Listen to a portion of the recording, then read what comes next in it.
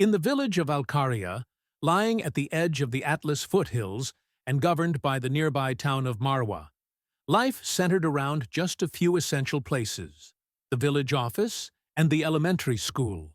For years, children at Alcaria Primary School had grown accustomed to arriving early, as the school opened its gates promptly at 7 a.m., giving them ample time to return home before dusk. But recently, their eagerness had grown noticeably. The reason? Miss Layla Rashid, the school's new teacher. Her energy and compassion had inspired a level of enthusiasm and discipline rarely seen in the area. Layla had volunteered to work in this isolated village after leaving her job in Marwa. Some believed a failed marriage pushed her to escape the city. Whispers told of her heartbreak after marrying the man she thought was her soulmate. But despite her past, Layla quickly found comfort in her new surroundings. She treated her students like her own children, and within months had earned the deep respect of both the children and their families. By the end of winter, Alcaria's school had one of the lowest absentee rates in the entire district, an achievement that made even the school inspector pay frequent visits to the once-forgotten institution. Then came March 14th, 2000. That morning, as usual, students arrived early and waited in neat rows outside the school, which also included the teachers' living quarters. But this time, Miss Layla didn't come out to greet them. Concern turned to anxiety. Several girls approached the house and knocked. No response. One brave girl climbed the fence and peered through the bedroom window. The glass was shattered, and the window was open.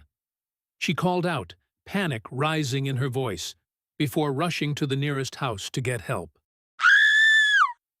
The neighbor, Mr. Salem, phoned the village authority. Within the hour, the village chief arrived and quickly notified gendarmerie. By 8 a.m., the local chief of police from Marwa was on site with his team. They found blood on the bed, but no sign of Layla. A gendarme entered through the broken window. The front door was locked. More officers arrived. Outside, villagers, parents, and students alike gathered in confusion and fear. News had spread. Their beloved teacher was missing, and her home showed signs of a violent struggle. The regional prosecutor's office was alerted. The district attorney immediately assigned a special police unit to investigate. Their orders were clear: find Layla Rashid. Upon inspection, Officer Karim Mansour, a seasoned investigator, noticed something troubling. The shattered glass lay outside the window, not inside. If someone had broken in, the shards should have fallen inwards. This meant the window was broken from the inside, not as a point of entry, but a deliberate attempt to stage the scene. Nearby, Officer Karim discovered footprints, a large shoe print, leading from the window into the garden and then to the paved road, where tire tracks were visible. Both were photographed and cast in plaster. Back inside, there were clear signs of a struggle: blood on the bed, a crushed cigarette, torn fabric, a syringe nearby. Yet the most important clue came from the direction of the tire tracks. They led into a dense forest just 50 meters behind the school. A search party was organized with the help of the villagers. An hour and a half later, under a thick canopy of trees, a shocking discovery was made. Layla's body, wrapped in a white sheet, partially buried beneath fallen leaves. She had been struck on the head, her clothes torn, and signs of assault were evident. Nearby, officers found a cigarette butt, matching the one from her bedroom. Interviews began immediately. Everyone in the village described Layla as a kind, peaceful woman. One detail stood out: the school district director had visited her frequently. When asked, he confirmed her dedication but mentioned a dispute she had with another teacher. That teacher's name was Mr. Sami Jalal. Sami had previously lived in the teacher's residence and refused to hand over the keys to Layla unless she reimbursed him for the upgrades he made.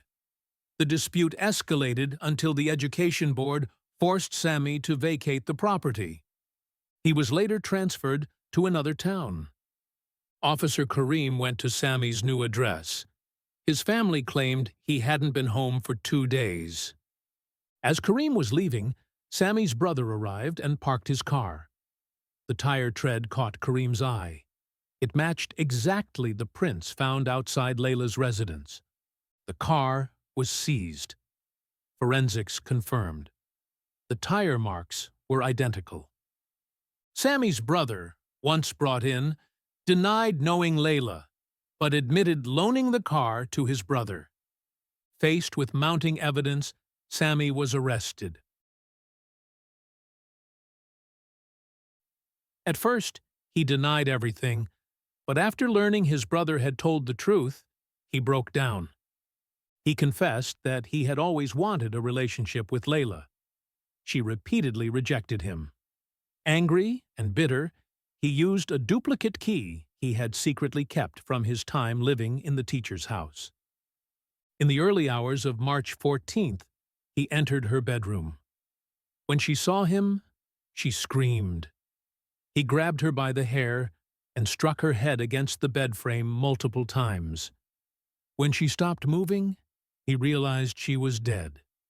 He staged a break-in, breaking the window from the inside, then transported her body to the forest, where he dumped her remains. Sammy Jalal was charged with rape and premeditated murder.